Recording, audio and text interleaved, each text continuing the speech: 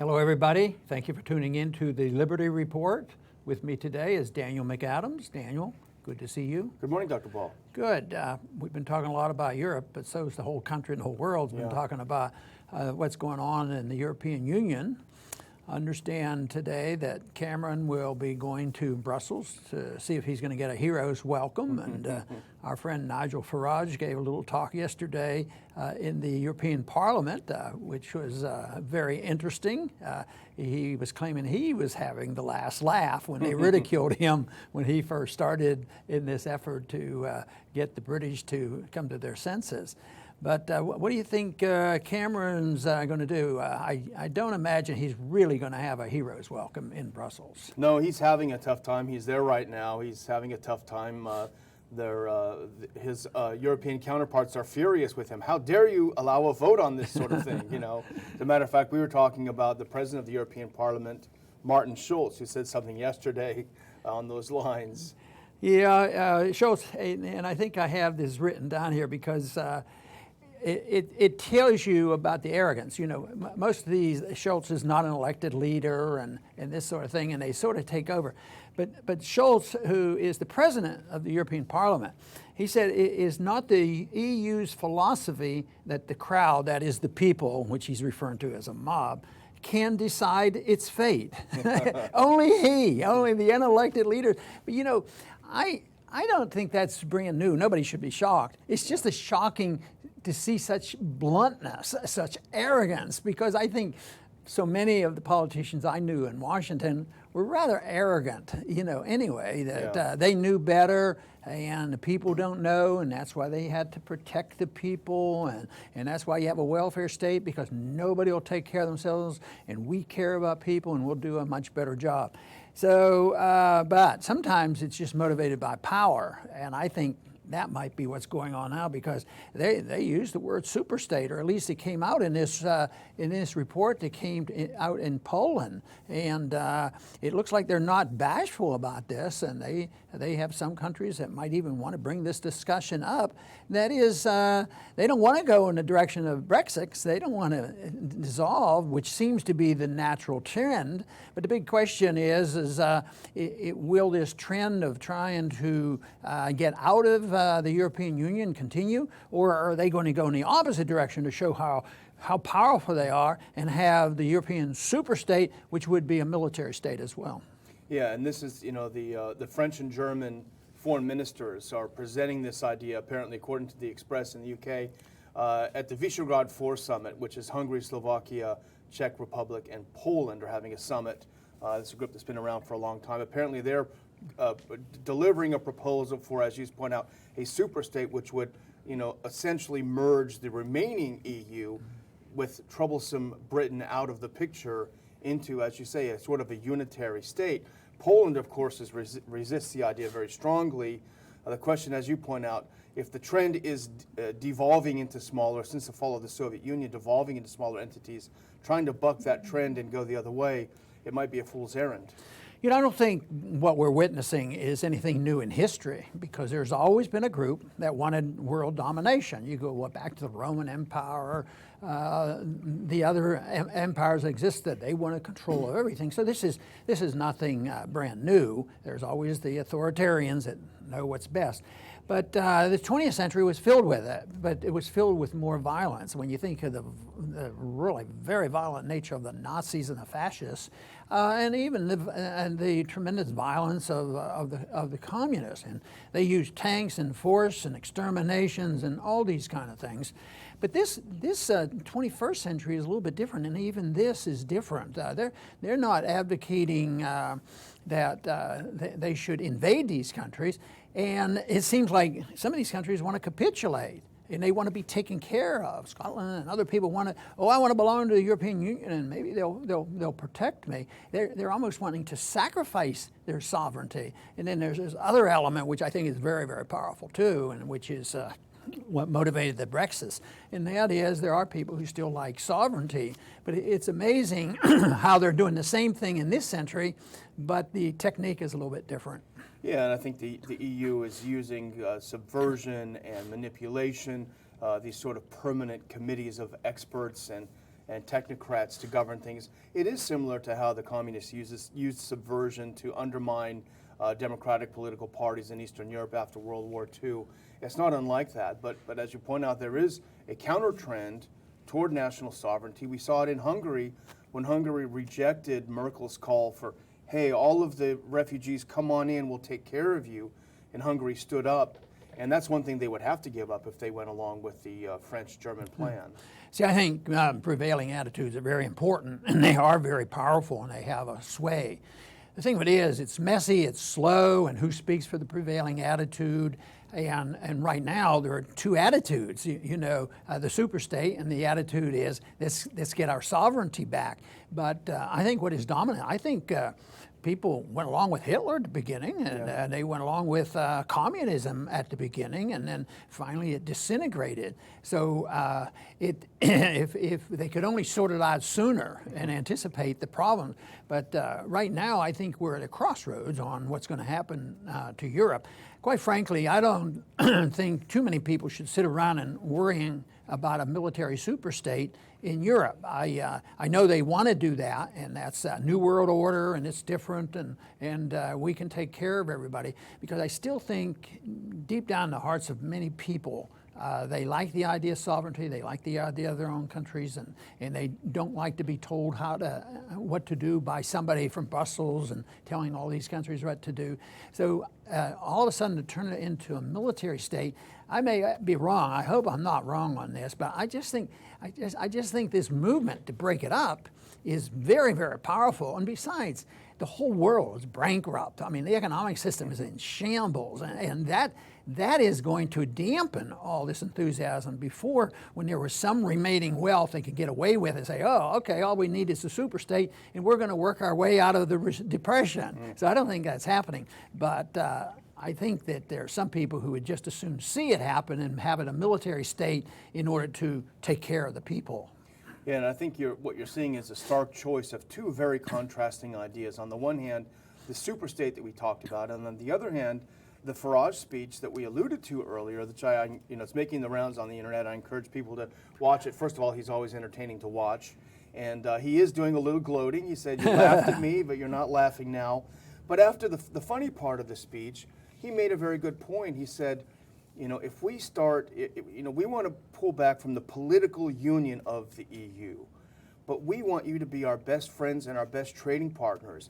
If we start putting tariffs on each other's products, we're all going to lose. We're all going to lose jobs. German auto manufacturers will lose jobs if they put on tariffs. So his idea was, let's divorce ourselves from this political union that you're building, and let's just get along and trade and have no tariffs. Nigel does not say, I'm a libertarian, but that's a very libertarian idea. Yeah. It's very much what the founders talked about, having no, these associations and entangling alliances, but have trade and travel and get along with people. So he's on the right track. And the whole thing is can that be the prevailing idea? And people who get disgusted and say, well, he's only one person 15 years ago, you can't do anything. But it goes to show that power of ideas, and he did have an influence. And when he started, even now, he might still only not represent 51% of the world or anything, but ideas have consequences and they have powers, and you can't stop them if the time is right.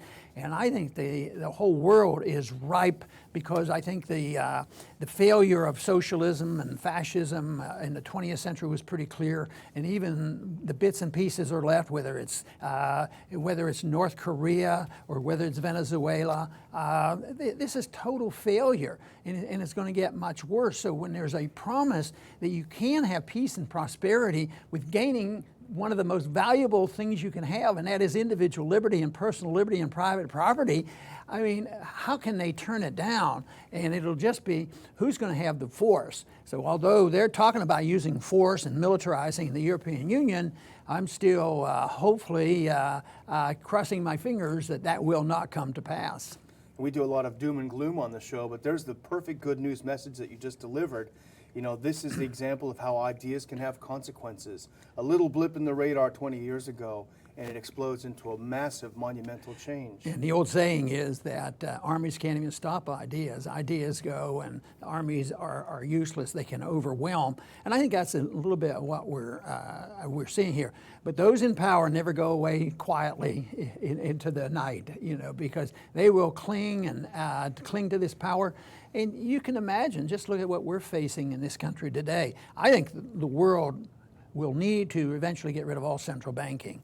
And we would be much better off with a central bank. But can you imagine how many special interests are going to argue and fight for the central bank? The world would come to an end if you didn't have central banking to print the money when we need it. Who would print the money if you didn't have the central bank? Yes, and who would provide peace and prosperity that they're not providing for us if all of a sudden we had some changes? So I think that the conditions are very ripe for the blossoming of a libertarian movement, libertarian answers, and the freedom that people, I think, deep down in their heart really seek, but they're too willing to give it up. They're too willing to sacrifice it. All of a sudden, a number of things are at play. Katrina vanden Heuvel, who is the editor of The Nation magazine and often very perceptive, particularly on foreign affairs, and she writes about the Brexit may have a silver lining for peace in Europe and for a pulling back in the confrontational attitude toward Russia. She pointed out that Frank-Walter Steinmeier, the German foreign minister, said famously last week, it made a lot of waves, that we need to stop the saber-rattling and warmongering against Russia. So she is hopeful that a reassessment of relationships between the EU and the UK, their internal political relationships, may bring other things to the table, maybe reassessing this foreign policy path that they're traveling down, which is hurting businesses, hurting the average person, and putting us all at risk of a major war. Don't you think we're really seeing maybe a little bit of that with Turkey, and also they're moving in that direction? Yeah, I think they maybe it's a coincidence just a couple of days ago that the Turkish president said that he was sorry to Putin for shooting down the Russian plane. Before he was very recalcitrant and stern and arrogant, and so he may see the writing on the wall is shifting, and that he needs to start making amends for some of the things that they've done. Yeah, that is the case. But so I do think that we should lean toward optimism, but be alert. The biggest thing to overcome, though, is the propaganda of the fear-mongering. How they drive fear. If you don't have the central bank, everybody's going to live on poverty forever. And if you don't have militarism and you don't have an enemy to fight, our liberties are going to be destroyed. At the same time, terrorism is a serious problem, but is that the serious problem, or is our foreign policy the serious problem? Is it our own government undermining our personal? Is that the serious problem we have? So we have to really put that in the right perspective. But we don't get much help from the ordinary media. They're not helping us and say, that's a good point. Maybe we should deal with this. Oh yeah, that's right. We need to do that. That's why we need to repeal the Second Amendment. And things like that. And you don't need due process. Get rid of due process. It clutters things up. So it is overcoming the political machine, the propaganda machine, which is always the thing that we even fought when we were in Washington when they were preparing for another war. The people at the beginning each time seemed to be, we don't need this, we don't need this. But by the time they were ready to drop the bombs, they had scared enough to be, oh yeah, they're going to kill us. Even Gaddafi, he was ready to attack us, and we had to destroy him. And look at the consequence of that. And Saddam, why did he become the monster or the enemy of the American people? He was a big problem, but us getting involved there, who benefited by this other than people who made some war profits? Yeah, exactly. Well, there's another good news story that we can bring up too, aside from that, is that, and I just did an update for the people that subscribe to the updates for the Institute, and I mentioned this, and it makes me very happy. I'm sure it would you too. Whenever something like this happens, our numbers do go up in the show.